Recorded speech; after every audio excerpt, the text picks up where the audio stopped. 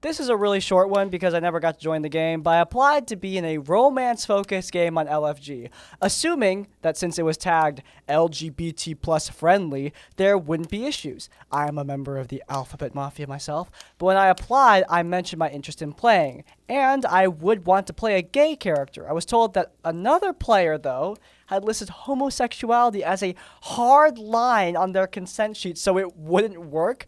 The DM didn't seem to be malicious, but I feel like it's worth a reminder that to be actually friendly to marginalized groups, you have to be unfriendly to bigots. If someone says they don't want any gay people in your game and you're cool with that, you can't say it's an LGBT-friendly game. Hey, I heard this was a queer-friendly game. Yeah, we're a really inclusive space. Awesome, thank you. That's great. Yeah, I'm gay myself, so you know. Wait, what did you say? I'm gay. Perimeter breach!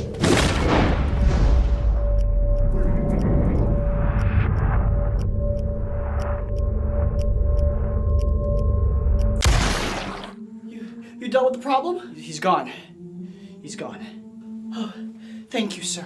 Thank you for making this such a safe and inclusive place for us people who hate those gross, disgusting gays. I would also suggest you shouldn't allow people to use consent tools to erase entire demographics of people from your game world. And since some people have asked, it was explicitly anything gay, quote-unquote, happening. That's what the players had an issue with. Not that they didn't want their characters to be gay. That would have been fine. The GM said the only way it could work is if anything gay was kept to private channels so that no one actually had to see it. Look, I get not wanting to see, like, super intimate scenes or anything, but how does that translate to just ban all the gays, especially in a, may I remind you, romance-focused game? I mean, why are you even here? It's like those grifters who have a heart attack if they see a woman or a black person. Like, sorry, man, you can't ban entire demographics. They're gonna pop up.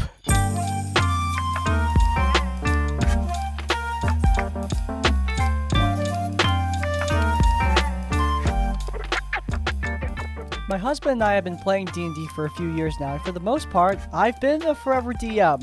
My husband runs the occasional campaign in between, and a friend of ours, we'll call her Bella, has also had to go in the DM chair. Let me preface this by saying that I love DMing, but I find that I can get pretty burnt out if it feels like my players aren't really invested in my story. This has happened a couple of times for various reasons, but the first time this happened was because of that guy and his friend. We'll call that guy Peter, and his friend Jessica. Peter had been playing in a D&D game with Bella before, and I had known him briefly in primary school. He was a bit older than us. So when Bella asked if he could come along to our game, we had no problem with that. At that point, we had 2 campaigns under our belt, both set in a fantasy world that Bella and I had worked on since high school, and we had all quickly developed a love for the game. Bella decided to run a campaign of her own, heavily inspired by her great love of mythology. Things were going okay. She struggled a bit with some of the mechanics, but we were happy to help whenever she needed it.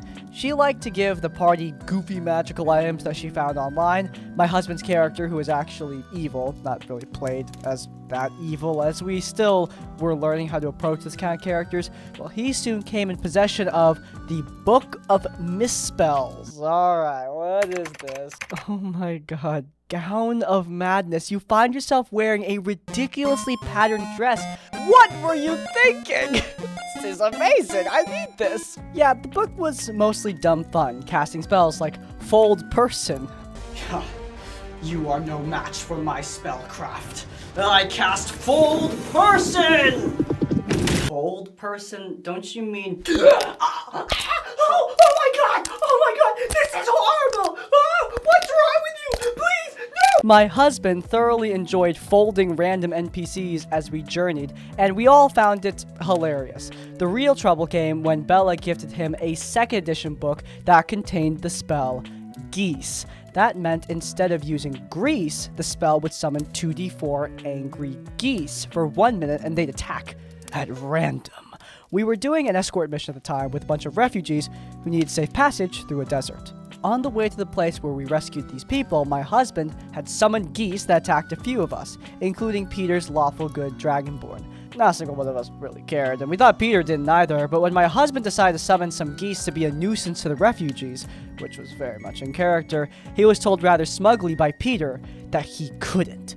We were all confused, and then Peter just said that while we'd been sleeping, he stole the book and burnt it, because his lawful character could never see children getting attacked by that. I mean, they're geese! There have been no documented cases of a goose killing a human, in the United States at least, though they do result in bruises, cuts, concussions, and stitches. Oh my god! Geese are roughing people up? Yeah, he burned the book because the geese were attacking the kids. We were all absolutely flabbergasted and turned to a very uncomfortable looking Bella to ask if she allowed this. She admitted that she had, but she didn't really understand how that kind of thing worked. We were quick to tell her that some kind of roll would have to happen for that to occur. I don't really remember what happened after that. We barely played any more of the campaign, and knowing that Bella is a very anxious person, I think she felt just too bad that she'd allowed this to happen. During the period of time that we played together, Bella, my husband, and I briefly played a few sessions of a campaign Peter had created. Aside from some unreasonable calls, it seemed to be getting interesting. It was a homebrew world, and we weren't super into roleplay at the time, but it was fun enough. What really put us off, however, was that Peter would openly brag about how another group he took through the campaign handled the same things as we did. And looking back, it was all just super railroady and freaking annoying, dude! Alright, I'm going to lockpick the chest. Oof, that's not how my other group handled the chest. Are you serious? Can I just do this in peace? I don't want to make any... 2 days later. Alright, you may have destroyed the city, but you will not break our spirit. Yeah, that monologue was pretty good, but the one my other group did, oh, that was next level. Dude, really? Do you really think that now is the time? I'm just saying. Just say, that's all you ever do, just say. Can you go back to pretending to be a dragon, please, so we can pretend to kill you, please? It all fizzled out as well, but not before we started getting a little weary of Peter. He would constantly brag about everything and would one-up any story you told. He was so overconfident that when I told him in a one-on-one conversation that Bella wasn't interested in dating, he proclaimed that he could get her if he wanted to. Mind you, this is coming from an openly gay man, and that was strange enough, but this was also someone who was claiming to be a good friend to her.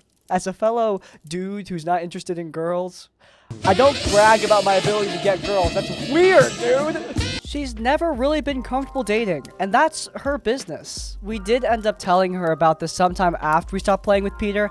I know how anxious she is and that she could not have handled being around him knowing that he had said that. Is that really a bad thing? The last straw with Peter was in a 5th edition campaign that I DM set once again in my homebrew world. My players made really fun characters, 2 of which are the players' favorite characters they've played to date. I barely remember what Peter played, just that he wanted to know if his friend Jessica could come play with us. We were open to it, and she rolled up a fighter, I think. But things went smoothly for a couple sessions, and Bella and I were particularly excited to be back playing in the world that we created together. Part of my homebrew was these strange creatures that looked like boulders during the day, but came alive at night. Beneath the smooth, stone-like exterior were horrifying, hungry faces. They're those assholes in Hades too! I hate these things! I played those creatures to be super dangerous and fast-moving. They were supposed to be mutated spawn that leaked from the veins of magic crystals that splintered throughout the land. Part of the quest was to restore balance to this unruly magic source. I called them weeds, and during the day, they didn't trouble anyone aside from maybe the farmers whose crops they dug up, though. But during the night, they were something else entirely. They were designated safe zones that travelers had to reach or risk being attacked by these creatures. The party respected that they clearly were not the kind of level to deal with these creatures, and followed the NPC caravan to a safe zone. There, they got to see the weeds in action from a safe distance. I thought I had placed a truly big red "Don't attempt it if you want to live" sign on these creatures. And this is where Jessica was also the problem. She never wanted to do anything with roleplay, and whenever I asked what she was doing, she'd just say she was sharpening her sword. After this campaign, it became a bit of a joke between our friends that her sword must have been so dull from the excessive sharpening. So anyway, Of course, it was she and Peter that insisted that the party keep pressing on past the next safe zone because they needed to hurry. Mind you, I never told them there was a deadline. I was more than happy for them to make stops whenever they needed. Somehow they convinced the rest of the party, and then when they inevitably had to stop, the party was forced to protect the resting horses while not drawing attention from the weeds. I don't remember the exact course of events, but eventually they were attacked, and were clearly no match for the creatures. I thought that I'd just let the encounter scare them and they'd flee, but Jessica and Peter doubled down. They fought for a while. I don't remember if they ended up dying or not, just that they never returned to that campaign, and Peter and Jessica were never invited back again. You know, I get, whenever those boulders kill me, I want quick games too. This really sucked because our party had always been so collaborative, and like I said, my other players loved their characters. Luckily, the two that loved their characters the most were able to lift them from that world via a convenient and somewhat upgraded teleportation stone that one of the characters already had, and land them in my next campaign's world. There, they saved the world from an evil Triton who was trying to unleash an imprisoned Tromocratus. No, I'm not looking it up, I don't care. That campaign was awesome, and we have had mostly good times since. It just sucked at the time to invite these people only for them to ruin the game. It turned out that we all thought Peter was way better friends with Bella than he actually was, so any awkwardness we'd felt approaching the topic of Peter's antics with her was actually unnecessary. Overall, Peter wasn't necessarily a terrible person. He was just really self-centered and always tried to be better than everyone else. We still see him around from time to time, and we say hello, but we certainly aren't interested in introducing him back into our game. Our games are now significantly more roleplay heavy and are only getting better with time and practice.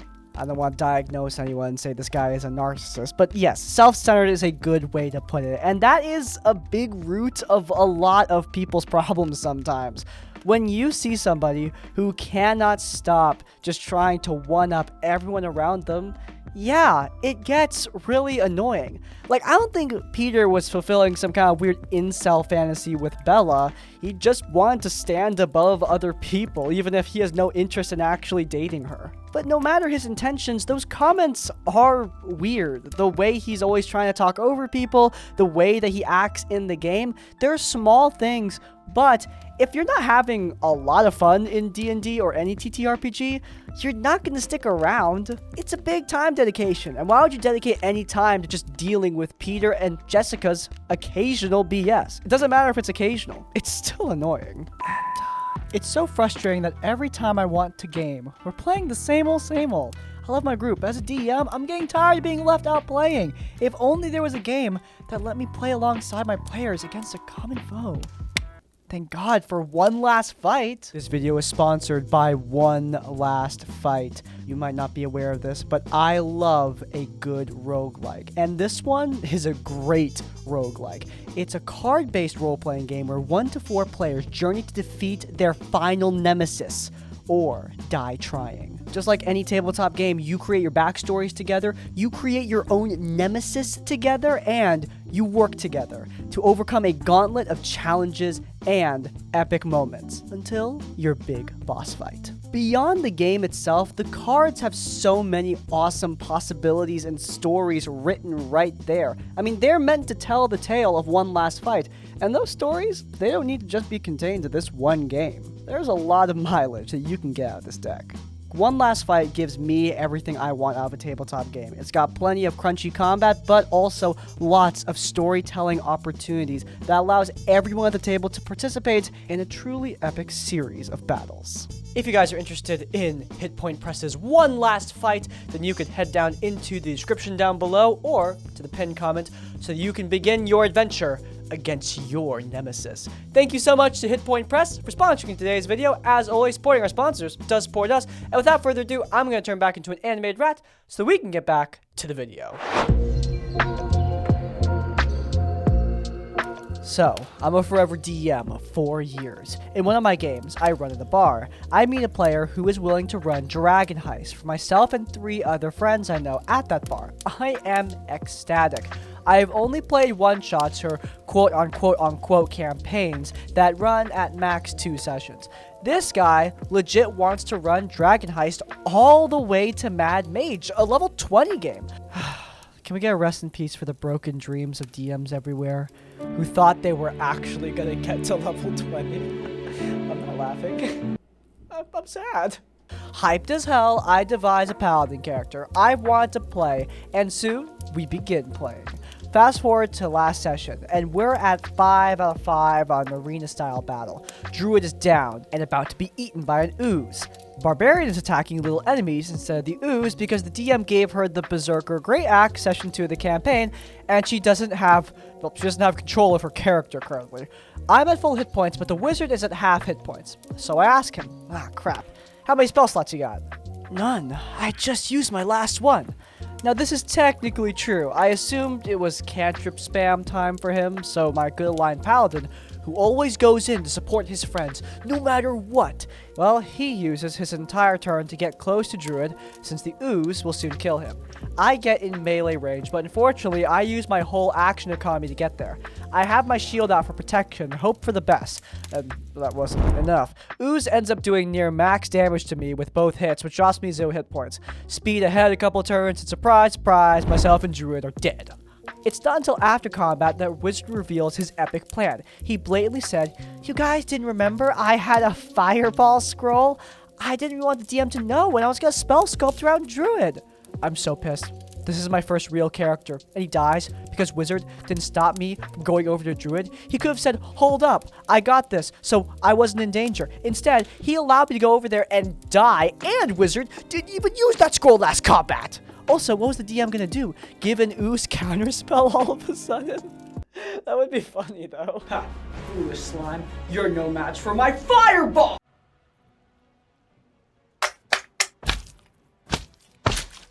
Oh! Okay, that was just lame. The DM has been mostly super good the entire time. There was 0 reason to withhold this information from us. I more or less forced DM to have a conversation with Wizard after session about that behavior, but man, it feels so bad to lose my only real campaign character I loved playing because of that scenario. Thanks for reading. Look, unless you're making your plan stupid obvious, I'm not gonna metagame my way into getting victory when I'm the dungeon master. That sucks. If I see you guys making some kind of epic plan to beat me, I think that's really awesome. And I don't want to discourage that behavior by cheating to get around it, using DM fiat to win. I mean, fun fact, in Draw Steel, the party openly discussing their plans each turn is kind of a huge part of the game. So if a DM takes that mentality into Draw Steel, I mean, it completely ruins the whole experience. And even though D&D isn't necessarily designed around that same mentality, it still sucks. And frankly, Wizard had no reason to believe the DM would suck in that way. You shouldn't go into a game assuming your DM is going to be a douchebag. I mean, unless your DM proves themselves to be a douchebag, in which case you got a whole other set of problems. So, to give a little bit of background, there were 2 groups of players. The first group included me, my wife, and my wife's sister. We generally enjoyed a more serious game, and tried to keep things a little grounded, whereas the second group, which included my brother, his boyfriend, and a friend of theirs, were far more easygoing in their approach to D&D. There is no problem with either approach, but you can imagine that made things difficult to convince either group to join the other. Now, the problem player in this case was my brother's partner, who, at least in my opinion, seemed to enjoy derailing games as often as possible. He would usually start the absolute most ridiculous characters, and his primary goal at any given session was to start a cuddle pile. That's not weird sounding, right? If that is what you want your session to be, all the power to you. But no one in my group was overly interested to sit and listen to him go on length about his character's proclivities. So before we finally joined the session together, we made a few ground rules. It will be a silly homebrew session. My brother will be the DM. However, the problem player's character has to at least take the session relatively seriously. Everything was agreed upon. We finally found a time to meet up and do a one-shot where we could all experience a slightly different play style. So, as you generally do, all the players meet in a bar. What is a bar? We meet in taverns. What's a bar? Ew, it's Crispy's Tavern, not Crispy's Bar. The vibe is just different, you know? Anyway, we meet in a bar where we listen to the call to adventure and introduce ourselves to each other, stand for a session shenanigans.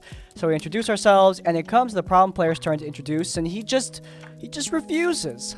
He immediately says he does not trust anyone and will not introduce himself or say anything, nor will he leave this bar with anyone because he does not trust us. Okay, it makes it a bit difficult to have a party if you literally split up the party before you even introduce yourself. So I push back a little, which causes problem player's character to feel threatened and stab me. Of course, he had to land a critical strike and immediately kills my character. We just said, wait, hold on, what did you dump Constitution? What's wrong with you?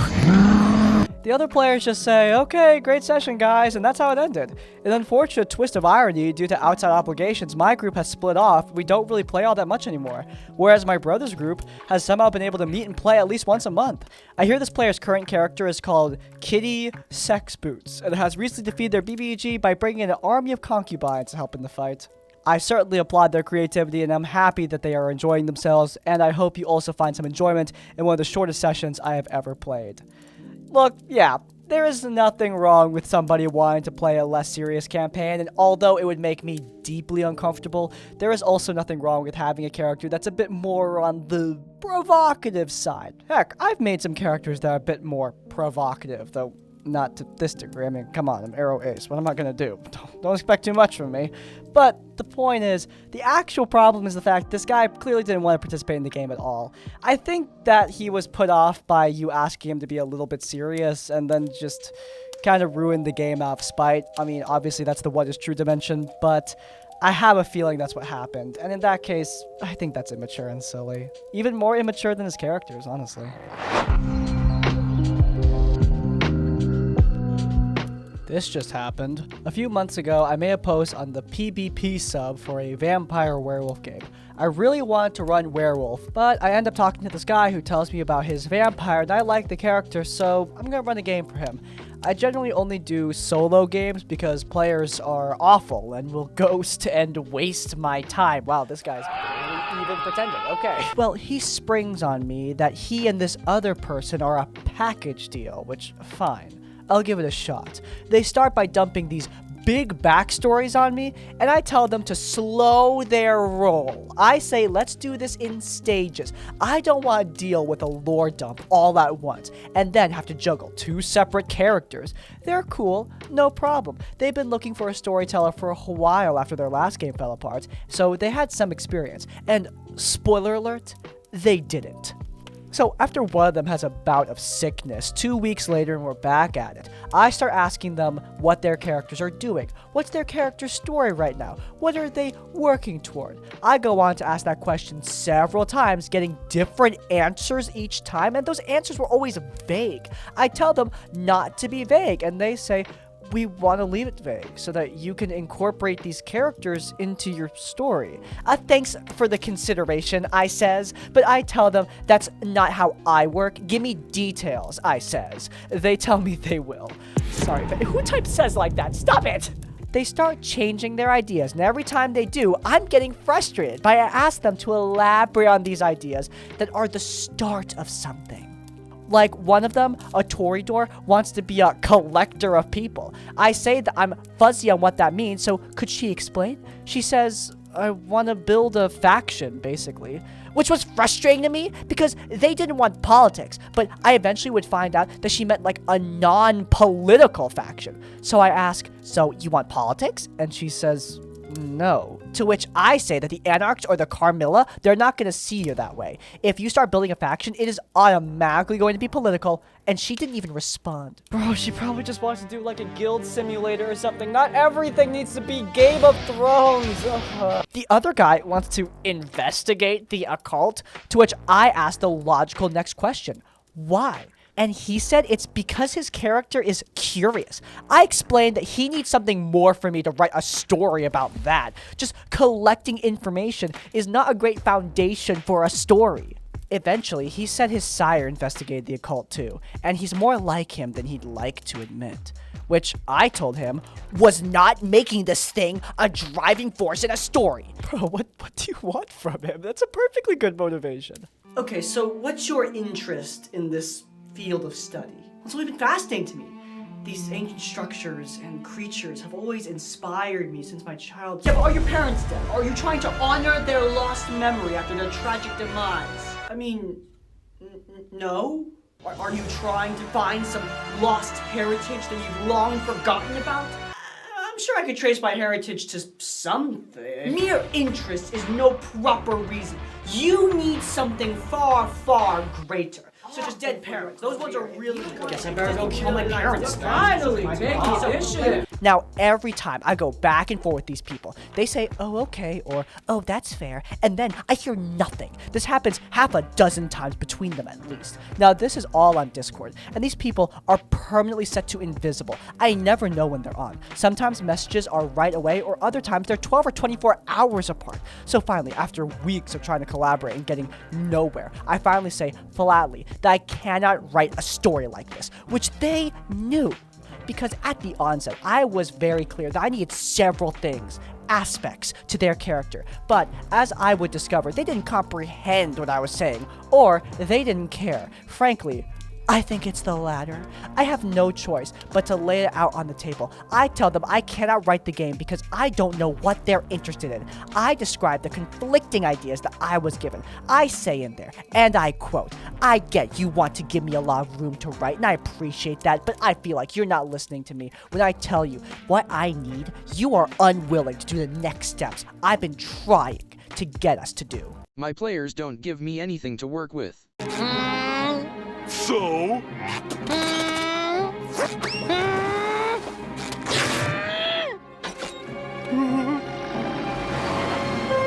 The guy responds and accuses me of trying to get them to write a whole story. He says, I don't want to use anything they give me.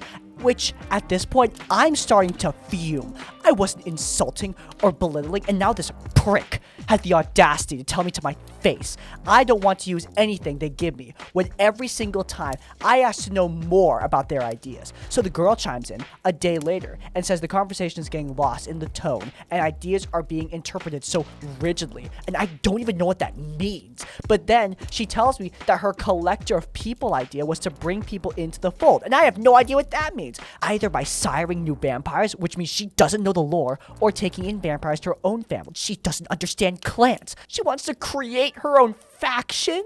I ask her why she didn't tell me that when I asked, and she says that we're talking in circles. She then says we can only work with what we've been given, and instead of this being collaborative effort of ideas, it's been a scrutinization of conflicting details that we presented as possibilities that from my perspective aren't really conflicting. Sorry, your perspective doesn't matter. I'm the one writing the frickin' story, so just answer my questions, which is the crux of the whole issue. Their petulant and arrogant refusal to answer the questions I asked them about their characters in order to run my game for them. But at this point, she accuses me of ignoring stuff like a nightclub they wanted to buy, which was, again, news to me. Oh my god. Petulant? Arrogant? Do you hear that, guys? It's wolves! Because the wolves are almost self-aware! I mean, he did want to play a werewolf game. It makes sense. She says I was dismissing ideas offhand, which I never did. Then she says, these are your incomplete ideas, yes, but they're meant to be built upon collaboratively. Without your approval, collaboration, and consent, we can't continue to build off these ideas. She left the server before I could ask, how the frick are we supposed to collaborate when she won't answer a frickin' question? What does she think collaboration means? Finally, the dude pops in and says, it doesn't feel like you gave us very much to work with, then wanted us to write your chronicle for you. Frick you, you dick! I'm not your writing slave. But then he says, we don't create the world or adjudicate the mechanics. Mother fricker, we aren't even there yet.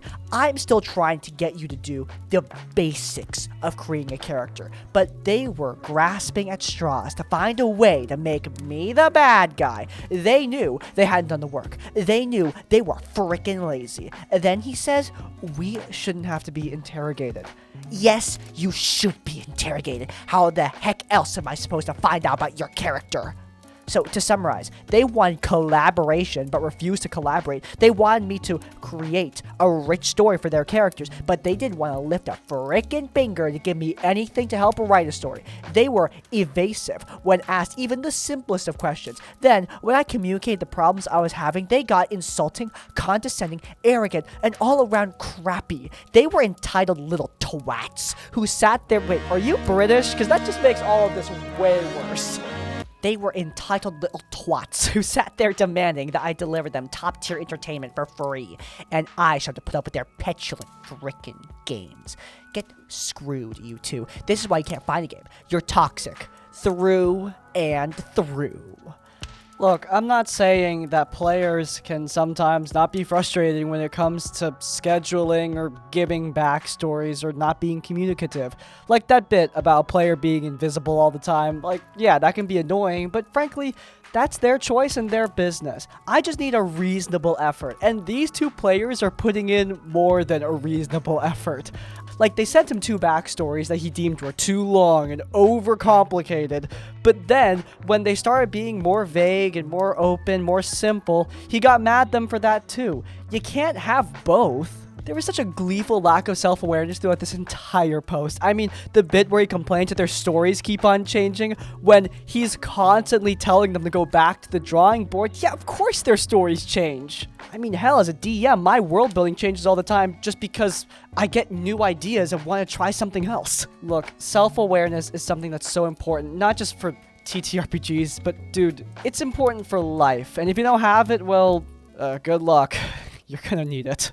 Wow, that was fun. If you guys enjoyed, then you might enjoy a previous episode of RPG Horror Stories where the OP was a bit off their rocker. It's linked in the cards. But before you go, please leave a like on this one and subscribe to Crispy's Tavern so you don't miss any of our content as it comes out. And finally, if you want to leave your own stories or thoughts, you can go down in the comments down below. If you can't think of a comment, leave the comment Self-Aware Wolf to let me know you made it to the end of the video. And by the way, if you guys have your own horror stories, you can send them directly to us. There's an email down in the description down below. Send your stories our way for a chance to be featured in one of these videos. But hey, even if you don't have any stories, in essence, like, comment, subscribe. We will see you all next time. Farewell.